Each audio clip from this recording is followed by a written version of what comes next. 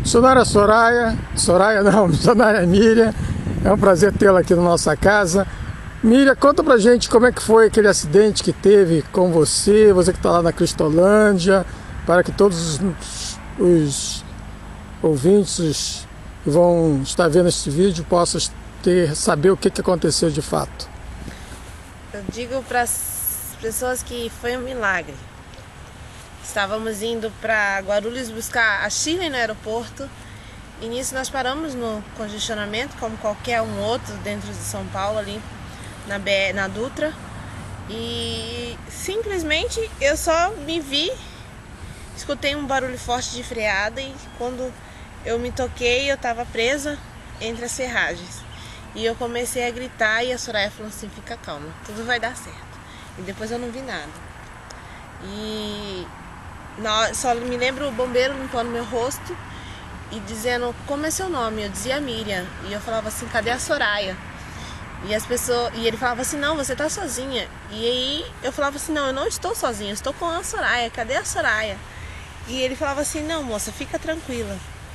E nessa eu fui pro carro do bombeiro e eles faziam cada perguntas assim muito difíceis para mim responder, como era o número do telefone da minha casa naquele momento, aonde eu morava naquele momento. E eu falava assim: moça, eu não sei, vai buscar a minha amiga que tá no aeroporto, porque ela vai saber responder isso pra você. E foi assim, uns momentos assim que eu olhei assim e falei: meu Deus, eu não sei, porque era tanta dor, que eu olhava assim ao redor e só via pessoas desconhecidas, sabe? Mas aí o Senhor me trouxe uma memória, aquele versículo: o Senhor é meu pastor e nada eu terei falta. E foi nessa verdade que eu me apeguei naquele momento. E depois eu estava lá e escutei a voz de um dos nossos alunos, o Ideraldo, gritando: minha menina Miriam. Aí eu falei: nossa, já tô me sentindo protegida, porque não tô mais ali naquele ambiente que pessoas ali que só queriam saber o meu nome falavam assim: nossa, ela tá viva aqui, já é um milagre. E nisso eu entrei na ambulância, a Joana entrou, e como foi impressionante que eu vi o agir de Deus na minha vida naquele momento, naquele período de ir para o hospital, naquele período de estar ali naquela primeira madrugada. As dores eram muito intensas e as pessoas só falavam assim: puxa, foi grave o acidente, olha só o que fizeram, acabaram com ela. E eu escutava aquilo com um frio. E Deus usou a vida da Joana, ela nem sabe disso, mas usou a vida da Joana e ela começava a cantar: Espírito Santo, ore por mim. E ela cantava aquela música ali do meu lado e ela ficou aquela noite toda ali cantando. E aquilo acalentava a minha dor, porque a dor era terrível. E o pastor Humberto chegou e ela saiu e o pastor Humberto me contou que eu tinha quebrado o fêmur, que eu tinha quebrado minha bacia e que eu precisava sofrer uma cirurgia. Que eles estavam agilizando, que isso tudo ia correr bem. Ele falou assim: minha filha, não se preocupe. E na mesma hora eu falei assim: pastor, eu não vim pra cá pra isso, sabe? Eu falei: pastor, eu só pensava na Cristolândia, eu pensava no meu trabalho, no que Deus tinha feito na minha vida, de ter me tirado de Corumbá e me colocado no centro de São Paulo para trabalhar com dependentes químicos, e aquilo assim, meu coração me apertou, porque o pastor falou assim: você vai sofrer por cirurgia e nessa cirurgia você vai ter que descansar um pouco. E ele foi muito assim, ele falou assim: olha, Miriam, a cirurgia vai demorar um pouco, você vai um pouco para sua casa, mais ou menos 1 ano para descansar. E eu falei: pastor, meu coração não vai aguentar ficar 1 ano longe da Cristolândia.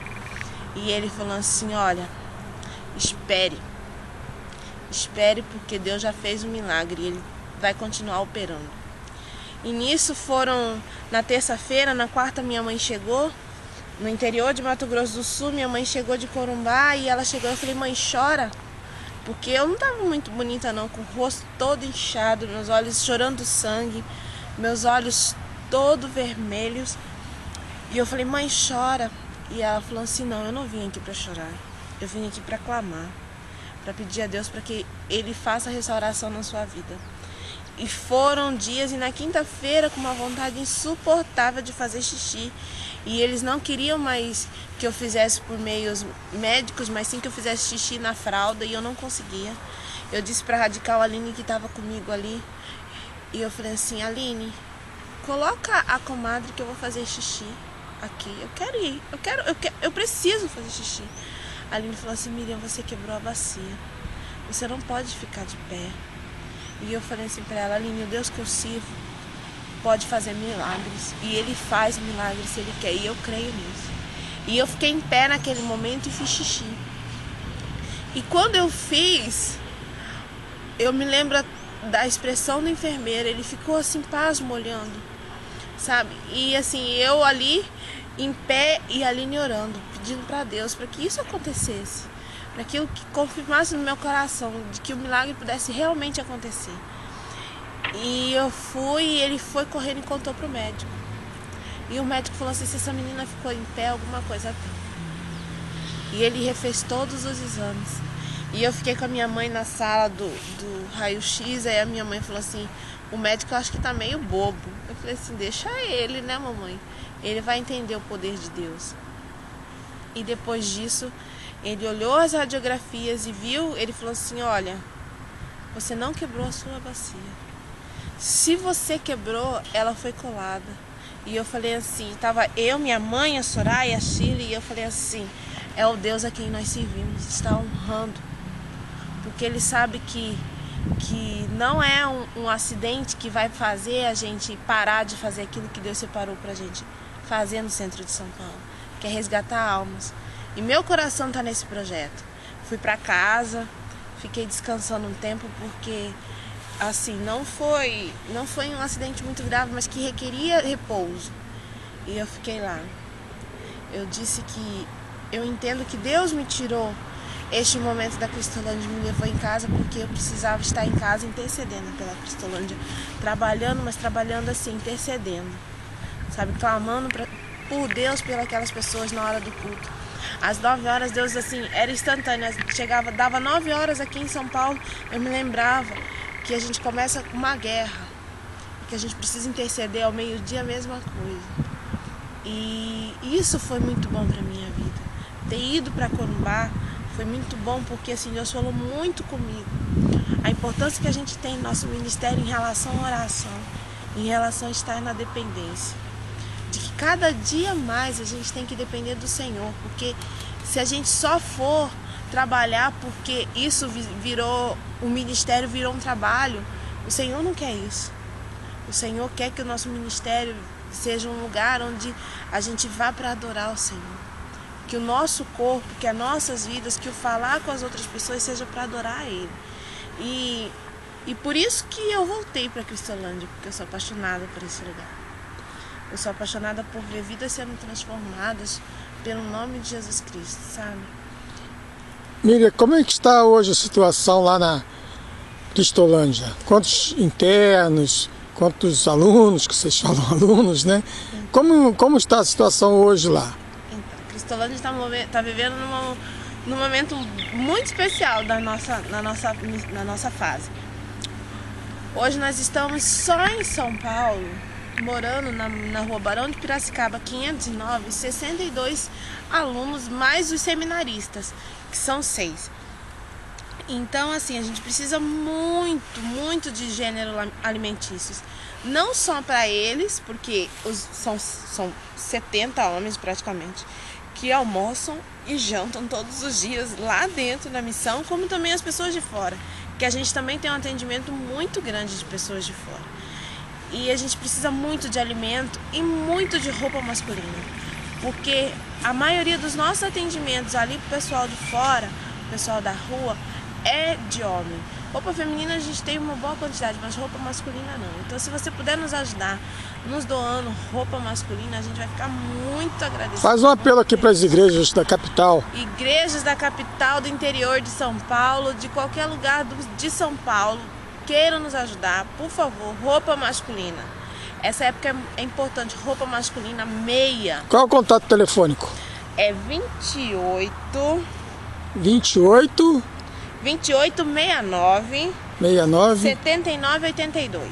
7982. Isso. DDD 11. DDD 11 ou Cristolândia 2011 @gmail.com. Você entra em contato com a gente. Então a Cristolândia está precisando de roupas masculinas. Isso, roupa masculina. Vamos mandar um SOS para esse povo todo aí Por favor. do Brasil.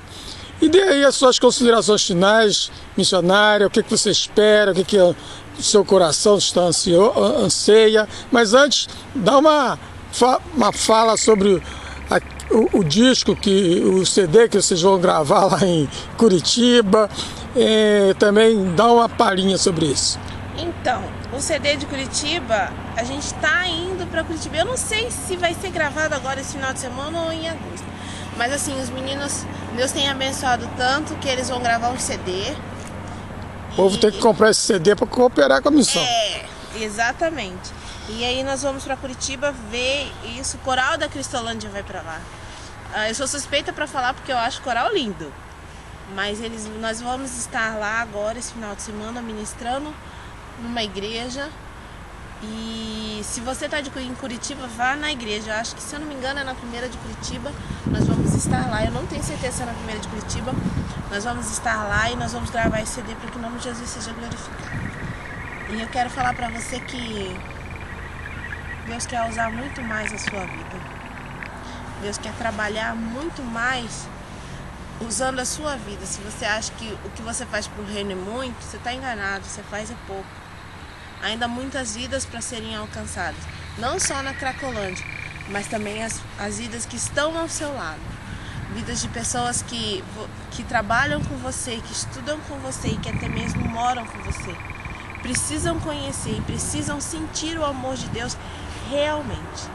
Que você a cada dia mais possa estar disposto a falar para o Senhor: eis-me aqui, Deus, usa-me para fazer conforme a tua vontade e teu querer na minha vida.